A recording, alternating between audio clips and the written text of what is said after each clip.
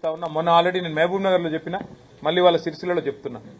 కేసీఆర్ గారు పరిపాలనా సౌలభ్యం కోసం అధికార వికేంద్రీకరణలో భాగంగా ప్రజలకు ఎంత సన్నిహితంగా అధికారులుంటే అంత లాభం జరుగుతుంది అని ఆలోచించి వారి సౌలభ్యం కోసం ఎక్కడో గంభీరావుపేటలో ఉండే వాళ్ళు కరీంనగర్ పోవాలి అంటే దాదాపు 90-100 కిలోమీటర్ల దూరం. అలాంటి పరిస్థితి నుండి సన్నిహితంగా ప్రజలకు అత్యంత సన్నిహితంగా జిల్లా కార్యాలయాలు, జిల్లా అధికారులను, జిల్లా యంత్రాంగాన్ని ఇక్కడ ఏర్పాటు చేస్తే మరి మీరేమో దాన్ని తొలగిస్తాము, ఇది అశాస్త్రీయంగా ఉంది అంటే మరి ప్రజల చేతుల్లో మీకు పరాభవం తప్పదు, ప్రజల చేతుల్లో కాంగ్రెస్ పార్టీకి చావు దెబ్బ తప్పదు. ఇట్లాంటి తుగ్లక్ పనులు మానుకోమని చెప్పి రేవంత్ రెడ్డి గారికి నేను విజ్ఞప్తి చేస్తా ఉన్నాను. మీరు చేయగలిగితే మంచి చేయండి, చేయగలిగితే మేలు చేయండి. కేసీఆర్ గారు చేసిన దానికంటే ఎక్కువ ప్రయత్నం చేయండి. మీరు చేయలేని పనులు కేసీఆర్ గారు చేసినారు. తాండాలను గ్రామ పంచాయతీలు చేస్తామని మీరు మాటిచ్చారు, 30 ఏళ్ల కింద మాటిచ్చారు, మీరు చేయలేదు. కానీ అదే మా నాయకుడు కేసీఆర్ గారు ఇచ్చిన మాట అనుగుణంగా వారు పూర్తిగా ఇచ్చిన మాట నిలబెట్టుకుంటూ బ్రహ్మాండంగా మరి తాండాలను గ్రామ పంచాయతీలు చేశారు, గిరిజన గూడలను గ్రామ పంచాయతీలు చేశారు, కొత్త మండలాలు ఏర్పాటు చేసినారు, కొత్త రెవెన్యూ డివిజన్లు ఏర్పాటు చేశారు, కొత్త జిల్లాలు కూడా ఏర్పాటు చేసి ప్రజల మనసు కేసీఆర్ గారు గెలుచుకున్నారు. ఇవాళ మా రాజన్న సిరిసిల్ల జిల్లానే తీసుకుంటే ఇక్కడ జిల్లా కేంద్రం ఏర్పాటు కావడం వల్ల కొత్తగా మాకు ఎన్నో అదనపు హంగులు వచ్చినాయి, కొత్తగా జిల్లా కార్యాలయాలు వచ్చినాయి, మెడికల్ కాలేజ్ వచ్చింది, నర్సింగ్ కాలేజ్ వచ్చింది, ఇంజనీరింగ్ కాలేజ్ వచ్చింది. అన్నిటికీ మించి ప్రజలకి దూరభారం తప్పింది. ప్రజలకి మరి బ్రహ్మాండంగా ఇక్కడ వర్తక వాణిజ్య సోదరులకు కూడా వారి వ్యాపారము కూడా విస్తరించింది, అందరికీ లాభం జరిగింది. మరి అధికార వికేంద్రీకరణ వైపు కేసీఆర్ గారు అడుగులు వేస్తే మీరు జిల్లాలను ఎత్తివేస్తామంటే తప్పకుండా మీకు తగిన రీతిలో బీఆర్ఎస్ఏ బుద్ధి చెప్తుంది. ఆ పోరాటానికి మేమే నాయకత్వం వహిస్తాం. కేసీఆర్ గారి ఆనవాళ్లను చెరిపేయాలని మీరు అనుకుంటే తప్పకుండా మరి ప్రజలందరినీ కూడగట్టుకుని ప్రతిఘటనకు టీఆర్ఎస్ఏ నాయకత్వం వహిస్తుందని చెప్పి కూడా వారిని హెచ్చరిస్తూ ఈ తుగ్లక్ కార్యక్రమాలను మానుకోమని చెప్పి వారికి విజ్ఞప్తి చేస్తూ డిమాండ్ చేస్తూ మరి మున్సిపల్ ఎన్నికలకు మా పార్టీ సర్వసన్నద్ధంగా ఉంది. బ్రహ్మాండంగా ప్రతి మున్సిపాలిటీకి ఒక ఇన్ఛార్జిని కూడా పార్టీ పరంగా వేసుకోబోతా ఉన్నాం. సీనియర్ నాయకులను బాధ్యులుగా పెట్టుకున్నాం. గ్రామాల నుంచి మండలాల నుంచి కూడా ఇప్పటికే ప్రతి వార్డుకు కూడా ఇన్ఛార్జీలు వేసుకున్నాం. సర్వసన్నద్ధంగా పార్టీ ఉన్నది. అన్ని రకాలుగా కూడా మరి ముందుకు పోతాము, తప్పకుండా మంచి విజయం సాధిస్తామనే ఆశాభావంతో ఉన్నామని తెలియజేస్తూ ఇంతమంది పత్రికా మిత్రులు వచ్చినారంటే ఇది ప్రత్యేకమైన కారణం. ముఖ్యంగా మా కరీంనగర్ నుంచి కూడా వచ్చిన మా సోదరులకి సిట్ అంటే ఏముంటది బ్రదర్, సిట్ అంటే సిట్టు, రేవంత్ రెడ్డి గారు సిట్ అంటే సిట్టు, స్టాండ్ అంటే స్టాండ్. అది సిట్టు కాదు, పిట్టు కాదు. తెలుగులో ఆ సీరియల్ వస్తుంది కార్తీక దీపం అని, అది ఒడవది తెగది. ఇది కూడా గంతే. 2 ఏళ్ల కింద రేవంత్ రెడ్డి పాపం పరిపాలన రాదు, శాత కాదు, అసమర్థుడు, ఇచ్చిన హామీలు నిలబెట్టుకునే తెలివి లేదు. 420 హామీలు ఇచ్చి అడ్డగోలు అబద్దాలు చెప్పి అధికారంలోకి వచ్చారు. తప్పించుకోవాలంటే ఏం చేయాలి? అమలు చేయకుండా 6 గ్యారెంటీలు, 420 హామీలు, ఏదో ఒక రూపంలో అటెన్షన్ డైవర్షన్ గేమ్లు ఆడాలి. అందులో భాగంగా కొన్ని రోజులు కాళేశ్వరం కుంభకోణం అని కొన్ని రోజులు డ్రామా, తర్వాత ఫోన్ ట్యాపింగ్ అని కొన్ని రోజులు డ్రామా, అట్లాగే కొన్ని రోజులు గొర్రెల స్కామ్ అని డ్రామా, కొన్ని రోజులు ఫార్ములా ఈ అని కొన్ని రోజులు డ్రామా. ఈ 2 ఏళ్లు ఈ డ్రామాలు, క్రైమ్ కథా చిత్రాలు, హారర్ చిత్రాలు తప్ప రేవంత్ రెడ్డి గారి ప్రభుత్వం సాధించింది, ప్రజలకు ఇచ్చింది ఏమైనా ఉందా? దయచేసి మీరు కూడా మీడియా సోదరులు కూడా ఆలోచించాలని నేను కోరుతా ఉన్నా. ఇవాళ మమ్మల్ని మన హరీష్ రావు గారు వారి బొగ్గు కుంభకోణాన్ని బయటపెట్టినారు. రేవంత్ రెడ్డి గారి బావమరిది ఆధ్వర్యంలో ఎట్లా సింగరేణిలో బొగ్గు కుంభకోణాలు జరుగుతున్నాయి, 1000 కోట్ల కాంట్రాక్టులు అటు రేవంత్ రెడ్డి గారు ఇటు కేంద్ర ప్రభుత్వంలో ఉన్న పెద్దలు మంచిగా అదులుకొని బదులుకొని ఇద్దరు కాంగ్రెస్ బీజేపీ వాళ్ళు వారు చక్కగా దోపిడీ చేస్తున్నారో బయట పెడితే, పొద్దున బయట పెడితే సాయంత్రం కల్లా సిట్టు నోటీసు. నేను అందుకే అంటా ఉన్నా, ఇవాళ సిట్టు వేయాల్సింది ఎవరి మీద? పొంగులేటి శ్రీనివాసరెడ్డి రాష్ట్ర రెవెన్యూ శాఖ మంత్రి, వారి కొడుకు గూండాగాళ్ళం తీసుకొని పోయి భూములు కబ్జా చేస్తా ఉన్నాడు, ప్రైవేటు భూములు. వారి మీద సిట్టు వేయండి. ఇవాళ రేవంత్ రెడ్డి గారి బావమరిది సృజన్ రెడ్డి డైరెక్ట్ గా బొగ్గు కుంభకోణాలు చేస్తున్నాడని ఆధారాలతో చూపెడితే వారి మీద సిట్టు ఉండదు, ఏ విచారణ ఉండదు. కనీసం బీజేపీ వాళ్ళని ఆశ్చర్యం అనిపించింది కిషన్ రెడ్డి గారు మాట్లాడితే. ఆయన అంటున్నాడు, ఏది రాష్ట్ర ప్రభుత్వం కంప్లైంట్ చేస్తున్నట, ఈయన సిబిఐ విచారణకు ఆదేశిస్తారట. అంటే ఎట్లుందంటే ఇది పట్టపగలే దోపిడీ చేసిన దొంగ, నేను దొంగతనం చేసిన అనుభవం ఇవ్వడని చెప్తాడా పోలీస్ స్టేషన్లో? దొంగ అని చెప్పి మేము ఆధారాలతో సహా చూపెడుతుంటే కాదు కాదు కాదు దొంగనే ఫిర్యాదు చేయాలి, చేస్తే మేము విచారణకు ఆదేశిస్తాం. ఇంత అసహ్యంగా, ఇంత ఎబ్బెట్టుగా ఇవాళ కేంద్ర ప్రభుత్వ వైఖరి ఉంది. అమృత్ స్కామ్లో సృజన్ రెడ్డి గారి కంపెనీకి అర్హత లేకపోయినా కేంద్ర ప్రభుత్వ పథకం అమృత్లో వీళ్ళ బావమరిది రేవంత్ రెడ్డి గారి బావమరిది ఇవాళ కాంట్రాక్ట్లు ఏవైతే దక్కించుకున్నారో ఆధారాలతో సహా నేను పోయి ఢిల్లీకి పోయి కేంద్ర పట్టణాభివృద్ధి శాఖ మంత్రికి ఇచ్చినాను. వేయండి సిట్టు దాని మీద. అట్లాగే మరి సుప్రీంకోర్టు ఎంపవర్డ్ కమిటీ చెప్పింది కంచె గచ్చిబౌలి భూముల్లో 10,000 కోట్ల కుంభకోణం జరిగింది, దీని మీద ఒక స్పెషల్ ఇన్వెస్టిగేషన్ టీం వేయండి అని చెప్పి నేను చెప్పడం లేదు, బీఆర్ఎస్ చెప్పడం కాదు, సుప్రీంకోర్టు అపాయింట్ చేసిన సెంట్రల్ ఎంపవర్డ్ కమిటీ కేంద్ర ప్రభుత్వానికి రికమెండ్ చేసింది.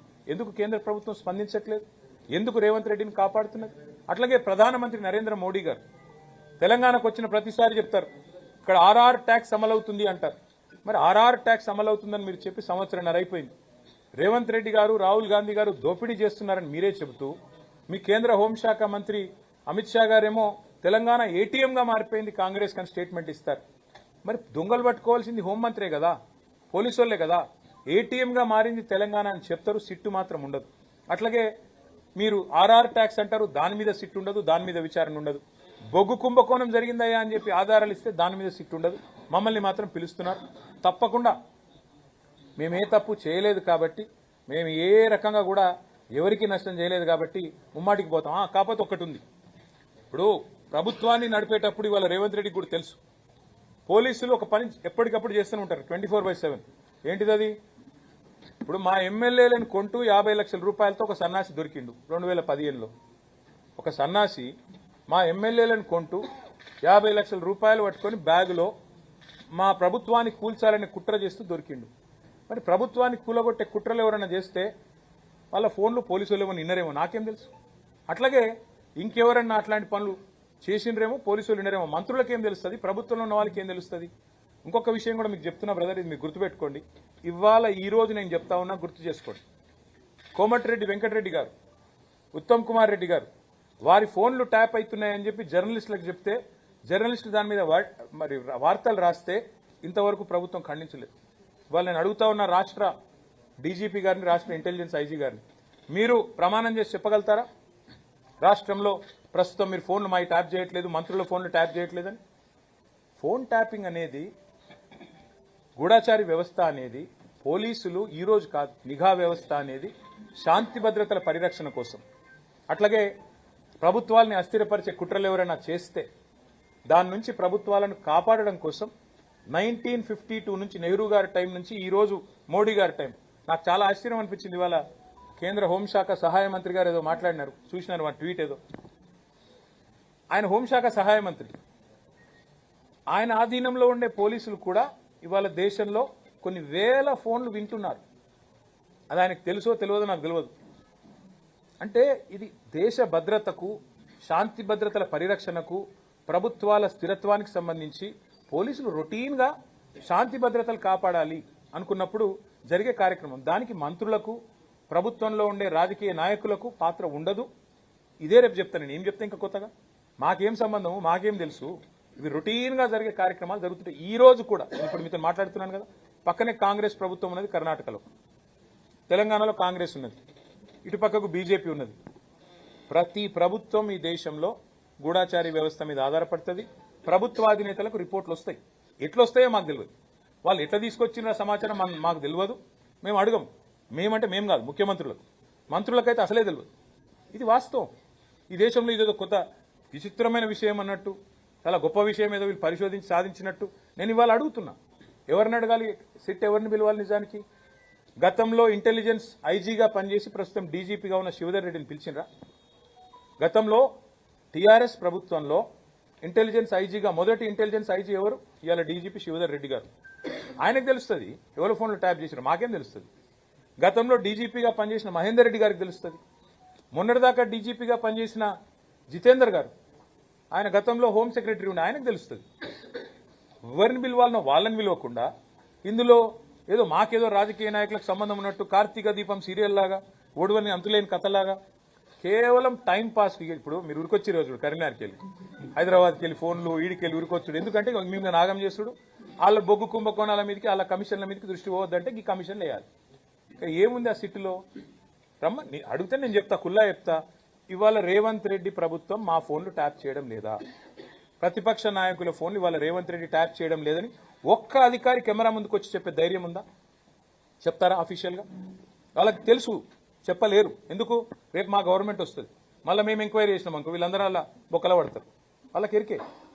వాళ్ళు ఏ ప్రభుత్వమైనా భారతదేశంలో 1952 నుంచి నేటి వరకు మాకు రాజకీయ నాయకత్వంతో సంబంధం లేకుండానే శాంతి భద్రతల పరిరక్షణ, సామాజిక మరి స్థిరత్వము, అట్లాగే ప్రభుత్వాల స్థిరత్వం కోసం ఎప్పటికప్పుడు వేగులు సమాచారం సేకరిస్తూనే ఉంటారు.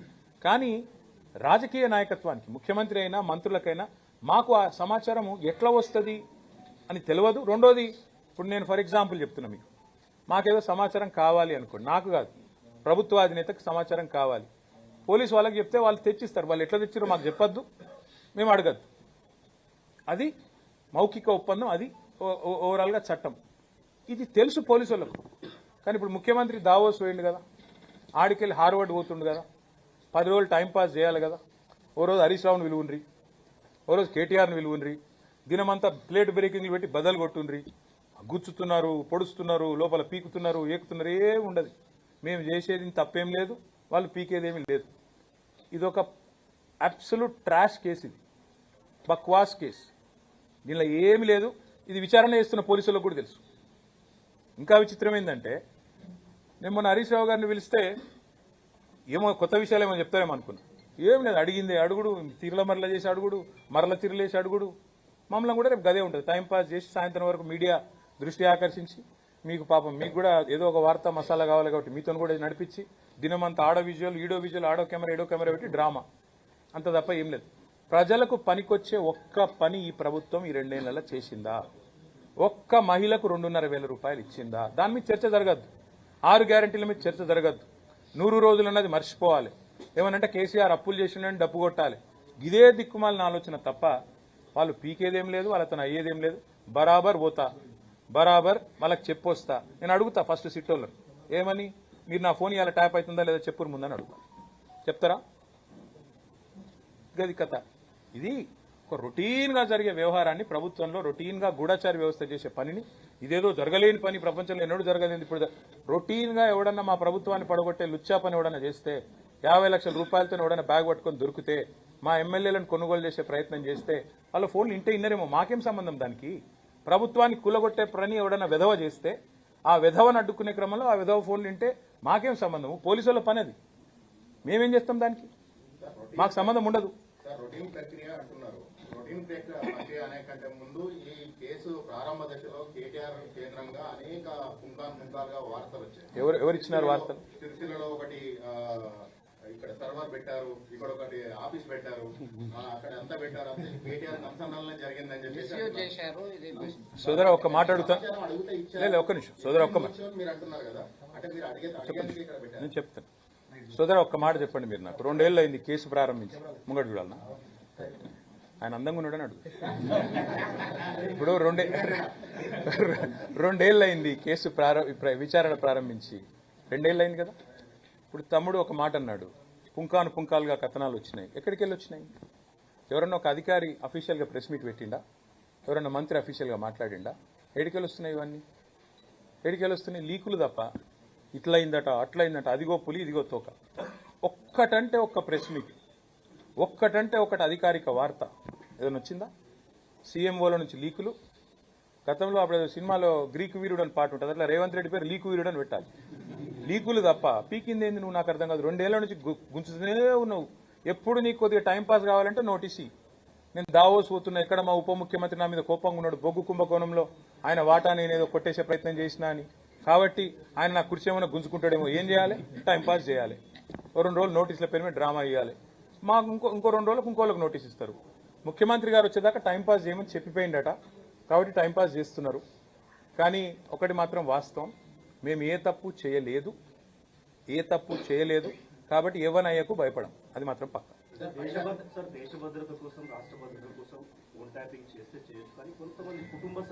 సోదరా ఇండియన్ టెలిగ్రాఫ్ యాక్ట్ అని ఒకటి ఉంటుంది. నేను మీడియాతో కూడా నా ప్రార్థన, ఈ ఫోన్ ట్యాపింగ్ అనేది ప్రభుత్వాలు చేయవు, పోలీస్ వ్యవస్థ చేస్తుంది. ఆ పోలీస్ వ్యవస్థ కూడా చట్టానికి అనుగుణంగానే చేస్తుంది. ఏమన్నా చట్టం వ్యతిరేక కార్యక్రమాలు ఏమైనా జరిగితే చెప్పమనండి ఏం జరిగిందో. ఇంతవరకు ఇదిగో పులంటే అదిగో తోక తప్ప ఒక్క అఫీషియల్ ప్రెస్ మీట్ ఎందుకు లేదు 2 ఏళ్లలో? ఒక్క అధికారి బయటకు వచ్చి ఎందుకు మాట్లాడాడు? ఇంకోటి నేను అడుగుతున్నా, మళ్ళీ చెప్పున్నాను, శివధర్ రెడ్డి గారు ఇవాళ డీజీపీ, ఆ రోజు మా ఐజీ ఇంటెలిజెన్స్, ఆయనకు తెలియకుండానే జరిగిందా మీరు చెప్పిన ఏదో వ్యతిరేక కార్యక్రమం? మరి ఆయన ఎందుకు పిలుస్తలేరు? మహేందర్ రెడ్డి గారు మా గవర్నమెంట్లో 5 ఏళ్ళు డీజీపీ, మరి ఆయన ఎందుకు పిలవదు? ఓన్లీ పొలిటికల్ లీడర్లు ఎందుకు టార్గెట్ చేస్తున్నారు? అట్లాగే మీరు గమనించండి జాగ్రత్తగా. హోమ్ సెక్రటరీ ఎవరున్న గతంలో మొన్నటిదాకా డీజీపీగా ఉన్న జితేందర్ గారు, రవి గుప్తా గారు, వాళ్ళు ఎవరైనా పోయినరా విచారణకి? మరి ఏం జరుగుతుంది ఈ రాష్ట్రంలో? రాజకీయ వేధింపులు, రాజకీయ హరాస్మెంట్ తప్ప ఈ విచారణలో ఏముంది? ఏమన్నా విషయం ఉంటే ఈ పాటికే నానా యాగి చేయబోతున్నారు రేవంత్ రెడ్డి. ఆలోచించండి మీరు కూడా. ఎన్ని రోజులు పడిపోతారు ఈ టాక్టిక్స్ మీ మీడియా కూడా? నా డిమాండ్ ఏంటంటే ఇది లొట్టపీస్ కేసు, ఇందులో ఏం లేదు, ఈ హౌల పనులు బంద్ చేయమని చెప్తున్నా. ఎందుకంటే రేపు ఇదే అధికారులు ఎవరైతే ఈరోజు అత్యుత్సాహాన్ని ప్రదర్శిస్తున్నారో వాళ్ళకు కూడా తెలుసు. ఇవాళ నేను అడుగుతాను, మీరు ఈరోజు మంత్రుల ఫోన్లు ట్యాప్ చేయడం లేదా? నేను చెప్పడం కాదు ఇది. కోమటిరెడ్డి వెంకటరెడ్డి గారు, ఒక మంత్రి గారు, ఉత్తమ్ కుమార్ రెడ్డి గారు కొంతమంది జర్నలిస్టులతో మాట్లాడుతూ మా ఫోన్లు మాట్లాడలేకపోతున్నాం మేము, మా ఫోన్లు వింటున్నారు అంటే ఆ జర్నలిస్ట్ గారు ఒక కథనం రాసినారు. ఇంతవరకు ప్రభుత్వం దాన్ని ఖండించిందా? పోలీసు వాళ్ళు ఖండించారా? ఇవాళ మంత్రుల ఫోన్లు వినడం లేదా? ప్రతిపక్ష నాయకుల ఫోన్లు ఈ రాష్ట్రంలో ఇవాళ ట్యాప్ కావడం లేదా? బ్రదర్ నేనేమంటున్నా అంటే వాళ్ళకు కూడా తెలుసు, పోలీసు వాళ్ళకు కూడా, ఇది కేవలం వాళ్ళు బలి పశువులు అయ్యే ఒక కార్యక్రమం రాజకీయ క్రీడలో. మీరు మొన్న ఒకటి గమనించండి, మీరు అందరూ జర్నలిస్టులు, 3 మంత్రుల మధ్యన పంచాయతీ, ముఖ్యమంత్రికి 3 మంత్రుల మధ్యన వాటాల పంచాయతీ. పలైంది ఎవరు? 3 జర్నలిస్టులు. మా దొంతు రమేష్ గారు, సుధీర్ గారు, పరిపూర్ణచారి గారు మొన్న వాళ్ళు అరెస్ట్ అయింది. అసలు వాళ్ళందరూ బాగానే ఉన్నారు. అసలు కథ ఏంది? కాంగ్రెస్ పార్టీలో ఆధిపత్య పోరు, అంతర్గత పోరులో 3 మంత్రుల మధ్యన వాటాల పంచాయతీలో 3 జర్నలిస్టులు బలి. అదే పద్ధతుల్లో ఇప్పుడు ఈ ఫోన్ ట్యాపింగ్ వ్యవహారంలో కూడా ఈ దిక్కుమాలిన రాజకీయ క్రీడలో, ఈ వికృతమైన క్రీడలో రేపు బలు పశువులయ్యేది అధికారులు. ఎట్లయితే మొన్న జర్నలిస్టులు బలి పశువులైనరో రేపు మళ్లీ ప్రజల ఆశీర్వాదంతో, తెలంగాణ ప్రజల దీవెనతో మళ్ళా ఖచ్చితంగా కేసీఆర్ గారు సీఎం అవుతారు. అప్పటికి మళ్ళీ మేము ఎంక్వైరీ స్టార్ట్ చేసినాం అనుకో, ఇవాళ ఏ ఫోన్లు ట్యాప్ అయినాయో మొత్తం బయటకు వస్తాయి. ఇవాళ వాళ్ళు ఏమేమి అక్రమ కార్యక్రమాలు చేస్తున్నారో అన్ని బయటకు వస్తాయి. అప్పుడు ఇదే అధికారులు ఎవరైతే ఉన్నారో వాళ్ళందరూ ఇబ్బందులు పాలవుతారు. అది వాళ్ళకు కూడా తెలుసు. అందుకే నేను అడుగుతున్నా, చెప్పమనండి వాళ్ళని. ఇవాళ ఈ రాష్ట్రంలో రేవంత్ రెడ్డి ప్రభుత్వం ఫోన్ ట్యాపింగ్ చేయడం లేదా? ఒక్క అధికారం చెప్పమండి బయటకు వచ్చి, నేను చూస్తా. ధైర్యంగా చెప్పమనండి. ఇండియన్ టెలిగ్రాఫ్ యాక్ట్ ప్రకారం సర్వేలెన్స్ అనేది అక్కడక్కడ ప్రభుత్వాలు ఏమైనా అస్థిరపడ్డప్పుడు పోలీసు వాళ్ళు చేస్తారు. అది మాకు సంబంధం ఉండదు బ్రదర్. రాజకీయ నాయకత్వానికి మాకు సమాచారం వస్తే కూడా ఏదన్నా అది ఎట్లా వచ్చిందని అడగడానికి కూడా మాకు హక్కు లేదు.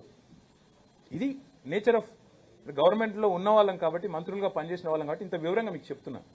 దీన్ని ఏదో పెద్ద ఏదో జరగకూడదు, ఏదో జరిగిపోయింది, ఏదో అయిపోయిందని వీళ్ళు పుంకాలుగా లీకులు ఇవ్వడం, దాన్ని మీరు రాయడం, దాన్ని చూసి ప్రజలు కార్తీక దీపం చూసినట్టు చూడడం, ఇది అల్టిమేట్గా అందరికీ నష్టం. మీకు నష్టం, మాకు నష్టం, అన్నిటికన్నా మించి ఆ అధికారులకు నష్టం.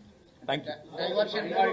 డైవర్షన్ పాలిటిక్స్ నడుస్తున్నాయి, కక్ష సాధింపు ధోరణి అంటారు. ఈ కక్ష సాధింపు అనేది నేను చెప్పాల్సిన పని లేదు. ఇలా రాష్ట్ర ప్రజలకు ఎప్పుడో అర్థమైపోయింది. ఇప్పుడు ఇన్ని కేసులు, ఇన్ని కమిషన్లు, ఇన్ని రకాల విచారణలు. ఇప్పటికి నేను ఏసీబీకి 2 సార్లు 3 సార్లు పోయినా, ఈడీకి ఒకసారి పోయినా. ఇక ఇదో సిట్టో స్టాండ్ ఉంది, వాళ్ళు వెళ్తున్నారు, వాళ్ళ దగ్గర పోతా. ఏమున్నది? ఏం ఫరక్ పడుతుంది? ఎక్కువ ఏమైతుంది? శునకానందం, ఒక 7-8 గంటలు శునకానందం రేవంత్ రెడ్డికి. దావోస్లో కూర్చొని హాహా నవ్వుకుంటూ చూస్తాం. ఎందుకు? ఏమొస్తుంది దానికి మించి? హరీష్ గారిని విక్టిమ్ గా పిలిచామని చెప్పేసి చెప్తున్నారు. అంటే ఆయన విక్టిమ్ కాదు. విక్టిమ్ అని ఎవరు చెప్పారు మీకు? మీ ఫోన్ ట్యాప్ అయిందని చెప్పేసి విక్టిమ్ అని ఎవరు చెప్పారు మీకు? మీ ఫోన్ ట్యాప్ అయింది మీకు తెలుసా? మీరు తప్పు మాట్లాడుతున్నారు. విట్నెస్ గా పిలిచారు. మీకు తెలియకపోతే సవరించుకోండి. హరీష్ రావు గారిని విట్నెస్ గా పిలిచారు, విక్టిమ్ గా పిలవలేదు. మళ్ళీ చెప్తా ఉన్నా, మీరు వాడు గొట్టంగా చెప్పింది మీరు నిజమే నమ్ముకొని మీరెందుకు భ్రమిస్తున్నారు?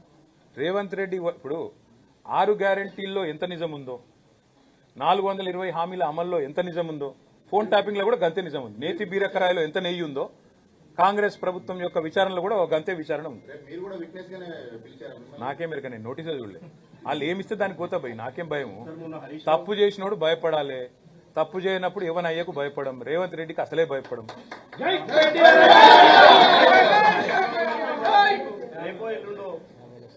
బ్రదర్ మళ్ళీ చెప్తున్నా నేను, రేవంత్ రెడ్డి గారు తిరిగి వచ్చేదాకా ఇక్కడెక్కడ ప్రభుత్వాన్ని ఉప ముఖ్యమంత్రి కూలుస్తాడా, నల్గొండ బాంబు కూలుస్తాడా, లేదా ఇంకోలు కూలుస్తాడా అని ఆయనకు భయం. దానికోసం టైంపాస్ చేయాలి, మీడియా మేనేజ్మెంట్ చేయాలి. మాకు రోజు ఒక్కరికి నోటీస్ ఇస్తారు, కార్తీక దీపం నడుస్తుంది. ముందుకు పోతుందా వెనక పోతుందా బాయిలో పడుతుందా నాకేం ఎరక వాళ్ళు ఏమన్నా చేసుకొని మాకేం ఫరక్ పడదు. ఎందుకంటే మేము మాత్రం ఇడిచిపెట్టాం, మేము ఒకటి మాత్రం ఇడిచిపెట్టాం. మీరు మీడియాని వాళ్ళు మేనేజ్ చేస్తున్నారు, మేనేజ్ చేసి గేమ్ ఆడుతున్నారు. మేమేం చేస్తాము, సింగరేణి బొగ్గు గనుల కుంభకోణం విషయం వదిలిపెట్టాం, వీళ్ళ బట్టలు ఇప్పేదాకా ఎంబడబడతాం, 6 గ్యారంటీలు అమలు చేసేదాకా వదిలిపెట్టాం, మహిళలకు 2,500 ఇచ్చేదాకా వదిలిపెట్టాం, 4,000 రూపాయల పెన్షన్ ముసలోళ్ళకి ఇచ్చేదాకా వదిలిపెట్టాం, నిరుద్యోగులకి 4,000 నిరుద్యోగ భృతి వచ్చేదాకా వదిలిపెట్టాం. రాహుల్ గాంధీ చెప్పిన 2 లక్షల ఉద్యోగాలు ఇప్పటికే ఇచ్చి ఉండాలి ఫస్ట్ ఇయర్ లో, ఇప్పటి వరకు 10,000 ఇవ్వలేదు, వదిలిపెట్టాం. తులం బంగారం ఇచ్చేదాకా వదిలిపెట్టాం. ఈ మేము మా పనిలో మేము ఉంటాం, వాళ్ళ పనిలో వాళ్ళు ఉంటారు, మా పనిలో మేము ఉంటాం. ఎందుకంటే ఇద్దరు దొంగలే కాబట్టి, ఇద్దరు దొందే కాబట్టి, ఇళ్ళ బాట వాళ్ళకు కూడా ఉంది కాబట్టి నేను అడుగుతున్నా. ఎందుకంటే ఊరికే అనట్లేదు నేను. అమృత్ స్కామ్ జరిగిందని ఆధారాలతో సహా ఇచ్చొచ్చిన. సృజన్ రెడ్డి అనే వ్యక్తి రేవంత్ రెడ్డి గారి బామ్మర్దికి అర్హత లేకపోయినా మీరు కేంద్ర ప్రభుత్వ పథకంలో ఎట్లిచ్చారని అడిగిన. ఇంతవరకు విచారణ లేదు. ఆర్ఆర్ ట్యాక్స్ అంటాడు ప్రధానమంత్రి, విచారణ ఉండదు. తెలంగాణ ఏటీఎంగా మారిపోయిందని హోంమంత్రి అంటాడు, విచారణ ఉండదు. ఇప్పుడు 49% వాటా ఉంది సింగరేణిలో, దొంగ దొరికిందని చెప్పి చూపెడుతుంటే విజిట్ సైట్ సర్టిఫికేట్ అనే పనికిమాలిన నిబంధన, కోల్ ఇండియాలో లేని నిబంధన ఇక్కడ పెట్టినారు, దోచుకుంటున్నారు అని చెబితే, మీరు రాష్ట్ర ప్రభుత్వం చెబితే సిబిఐ విచారణ రాష్ట్ర ప్రభుత్వం కోరితేనట. ఎవడన్నా దొంగ కొడతాడా నా మీద విచారణ చేయమని? గట్లున్నది ఇలా కేంద్ర ప్రభుత్వ వ్యవహారం. నేను ఇంకోటి సూటిగా అడుగుతున్నా. పొంగులేటి శ్రీనివాసరెడ్డి అనే మంత్రి ఉన్నాడు, ఆయన ఇంటి మీద ఈడీ రైడ్ అయ్యింది సెప్టెంబర్ 28, 2024. యానివర్సరీ కూడా అయిపోయింది, ఇంకో 3 నెలలు దాటిపోయింది. ఎందుకు కేసు పెట్టాలి ఇప్పటివరకు కేంద్ర ప్రభుత్వం? ఎందుకు ఈడీ కేసు పెట్టదు? అంటే ఎంత డీప్ ఉంది వీళ్ళ అండర్స్టాండింగ్. ఇవన్నీ బట్టి దానికి అర్థమయ్యేది ఏంటంటే వీళ్ళిద్దరి target, BJP Congress target BRS. ఎట్లన్నా బీఆర్ఎస్ ను బలహీనపరచాలి, మమ్మల్ని మానసికంగా దెబ్బతీయాలి, మాకు నోటీసులు ఇచ్చేదో సతాయిస్తున్నామని శునకానందం పొందాలి. పొందండి, we'll tackle it, we'll deal. Thank you.